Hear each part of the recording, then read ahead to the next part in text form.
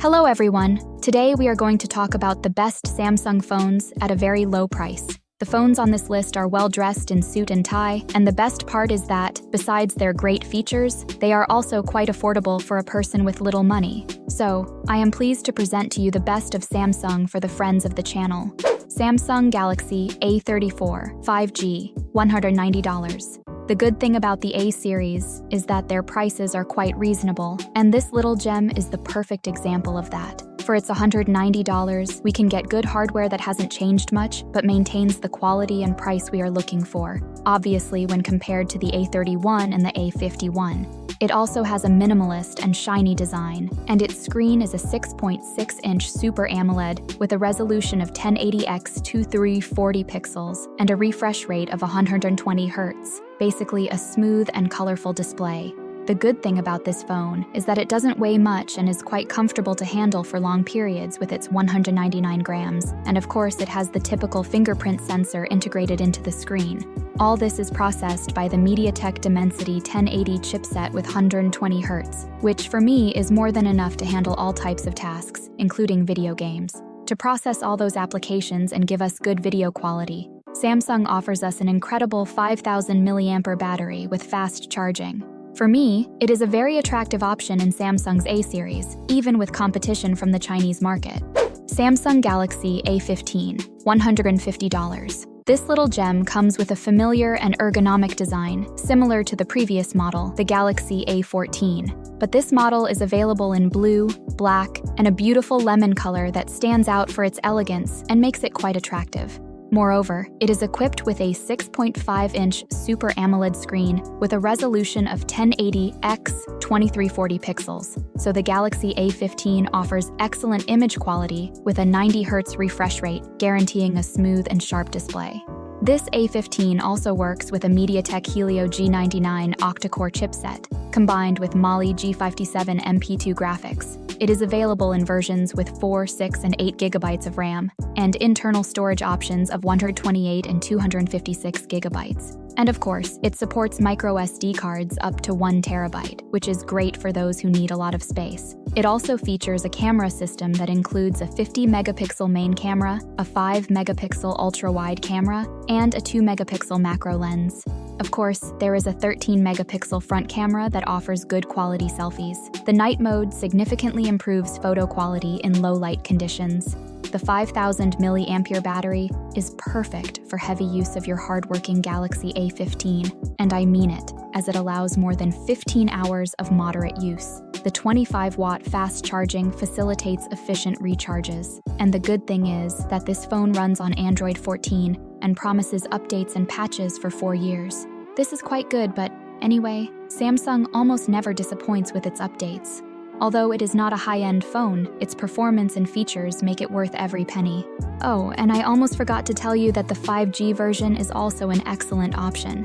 Samsung Galaxy A23, $170. This model stands out for its good high-resolution camera system and decent optical stabilization. Also, its ultra-wide lens is uncommon in this price range. Obviously, I am referring to the A series models, because I have seen several Chinese brands with the same lens at a similar price. It has an elegant design and is made of cheap plastic, so you might leave some fingerprints on it. But the good thing is that it is quite versatile and not as slippery as glass. And of course, it comes with the typical fingerprint scanner and a slot for the microSD card. The 6.6-inch PLS LCD screen has a resolution of 1080x2408 pixels. Although the maximum brightness of 464 nits is not the highest, I think it is enough for all types of uses. The screen also supports a refresh rate of 90 Hz, giving you very good fluidity. And for that price, it has a 5000 mAh battery that offers excellent duration of over 37 hours of calls, 18 hours of web browsing, and almost 16 hours of video playback, obviously with moderate use. Despite supporting 25-watt fast charging, it only comes with a 15-watt adapter, which means a fairly normal charging time. But the good thing is that it is powered by the Snapdragon 680 chip, ensuring agile performance for daily use and also for playing all kinds of high-performance games. But for a better experience, I would recommend lowering the graphics a bit. This gem has a total of 5 cameras, 4 on the back and 1 on the front.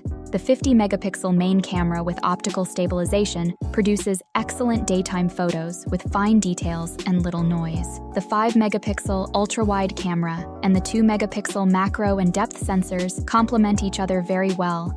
And of course, the lonely selfie camera does a good job with its 8 megapixels. Overall, I like the battery life a lot, and the cameras are a visual delight.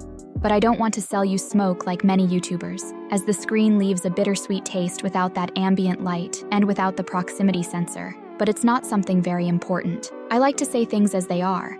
And another negative point is that those 15 watts of fast charging are not enough if they want to compete with models of the same range. But anyway, it's not something to cry about. Generally, everything else is quite good. Samsung Galaxy A54, $280. I think this model is the best of Samsung in terms of quality and price. Although the price is not as economical as the other phones, I know many will criticize me if I didn't include this gem in this list. And obviously, here you have an excellent option. The design is compact and minimalist, and with its 6.4-inch Super AMOLED screen, it offers good comfort and grip. And of course, the video quality is incredibly smooth and fast with its 120 Hz. Although it's not an LTPO panel, its design is still quite decent. As expected, this A54 features the Exynos 1380 platform, which offers solid performance for demanding applications and games. With 8 cores and a Mali G68 MP5 graphics accelerator, it ensures long and exhausting periods of work without problems. Even with 5G, its connectivity improves a lot.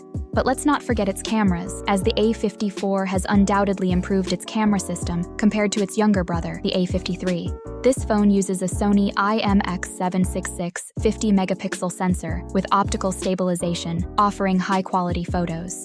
The 12-megapixel wide-angle camera and the 5-megapixel macro camera make an excellent team and provide high-quality photographs. Well, it also has a 32-megapixel front camera that nobody cares about. Just kidding, everyone loves taking selfies, so Samsung offers you a 32-megapixel camera with a very good portrait mode, and the best part is that it balances the contrast quite well in low-light environments. Honestly, I see this phone as an excellent option for all people looking for a Samsung phone at a good price. Oh, and I almost forgot to mention that the battery is 5,000 milliamperes with 20-watt fast charging. Overall, everything works wonderfully. If I have to mention something negative about this phone, it could be that it hurt me a lot, that it doesn't have stabilization when recording videos at 4K, and that, personally, it's a bit heavy for me. But obviously, these are conditions I could accept without problems for the price it has. Remember that, in the end, you have the last word, and must choose which of these phones suits your needs best. But before finishing this video, I would like to recommend one last phone for my humble friends on the channel, as I have seen that almost nobody on YouTube thinks about those looking for phones under $100. And honestly, I recommend the A13. I have used it for a few months, and for the price it has, it really impressed me. Well, now I say goodbye to you, my dear friend. You know, always wishing you an excellent day full of success. Don't forget to like and subscribe, please. And see you in the next video.